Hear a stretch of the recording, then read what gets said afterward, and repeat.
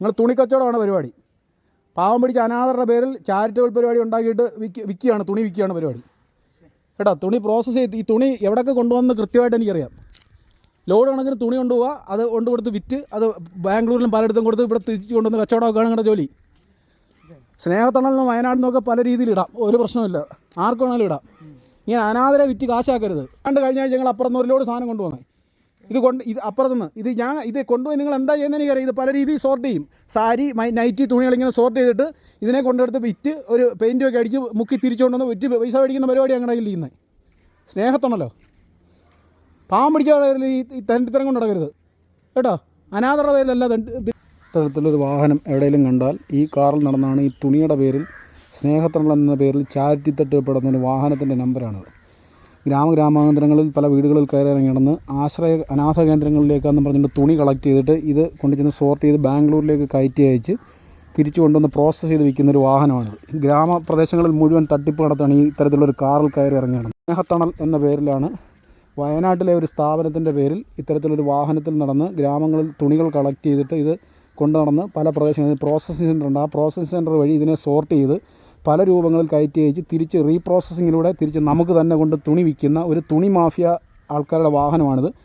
മുമ്പ് കാണിച്ച ചെറുപ്പക്കാരൻ ഇത്തരത്തിൽ ഗ്രാമങ്ങളിൽ കൽപ്പറ്റ ആസ്ഥാനമായൊരു സ്നേഹത്തണൽ, ഈ സ്നേഹത്തണൽ തിരുവനന്തപുരത്തുണ്ട്, കൽപ്പറ്റയിലുണ്ട്, പല സ്ഥലങ്ങളിൽ പല ചെറുപ്പക്കാരുടെ പേരിൽ ഇത്തരത്തിൽ ടാഗും ഐഡൻറ്റി കാർഡുമായി കൊണ്ട് നടന്ന് ഗ്രാമങ്ങളിൽ കയറി ഇറങ്ങി നടന്നാണ് ഈ ഒരു വലിയ തട്ടിപ്പ് നടത്തുന്നത്.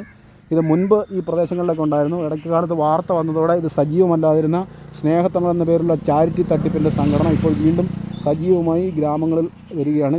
ഇവർ ശമ്പളത്തിനാണ്, വലിയ രീതിയിലുള്ള ശമ്പളത്തിനാണ് സാധാരണക്കാരൻ ഉപയോഗിക്കുന്ന തുണികൾ അനാഥ കേന്ദ്രങ്ങളിലേക്കാണെന്നും പറഞ്ഞ് കളക്ട് ചെയ്തുകൊണ്ട് പോയിട്ടാണ് ഇത്തരത്തിലുള്ളൊരു വലിയ തട്ടിപ്പ് ഈ സംഘം നടത്തുന്നത്. കോടികളാണ് ഇവരുടെ വരുമാനം. ഒരു വലിയ സംഘം ഇത്തരത്തിൽ ഈ പല പ്രദേശങ്ങളും കേന്ദ്രീകരിച്ച് പ്രവർത്തിക്കുന്നുണ്ട്. ഈ വാഹനവും ഐഡൻറ്റി കാർഡും ഉൾപ്പെടെ എല്ലാം ഇതിനുമായി ബന്ധപ്പെട്ട ഒരു സംഘം, തട്ടിപ്പ് സംഘം പ്രവർത്തിക്കുന്നത്. അവരാണ് ഈ ആൾക്കാർക്ക് ഐഡൻറ്റി കാർഡും വാഹനം ഉൾപ്പെടെ എടുത്തു കൊടുക്കുന്നത്. ഇരുചക്ര വാഹനങ്ങളിൽ ഉൾപ്പെടെ നടന്ന് ഓർഡർ കളക്ട് ചെയ്യും. പിന്നീട് ഈ തുണി ഈ ഇത്തരത്തിലുള്ള വാഹനത്തിൽ കൊണ്ടുപോയി പ്രോസസ്സ് ചെയ്യുകയാണ് ഇവരുടെ ഒരു പ്രധാന ജോലി.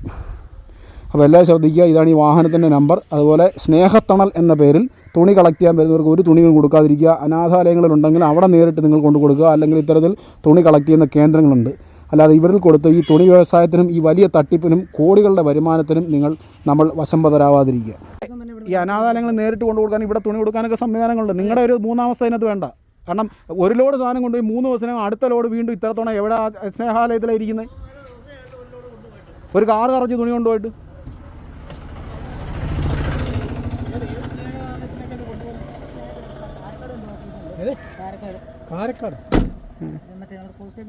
ഇങ്ങനെ പേരില്ല, ഈ പേരില്ല നാട് മുഴുവൻ സ്നേഹാലയം. ഹലോ, 80 താഴോ? ഇവിടെ 1000 2000 ഉള്ള അനാഥാലയം ഇഷ്ടം പോലെ. ഇവിടെ തന്നെ 2000 അനാഥാലയമാണ്. ഞായറാഴ്ച ഒന്നുമല്ല, ഇയാൾ മെനഞ്ഞാൽ നാളെ വന്നിട്ട് പോയി. ആ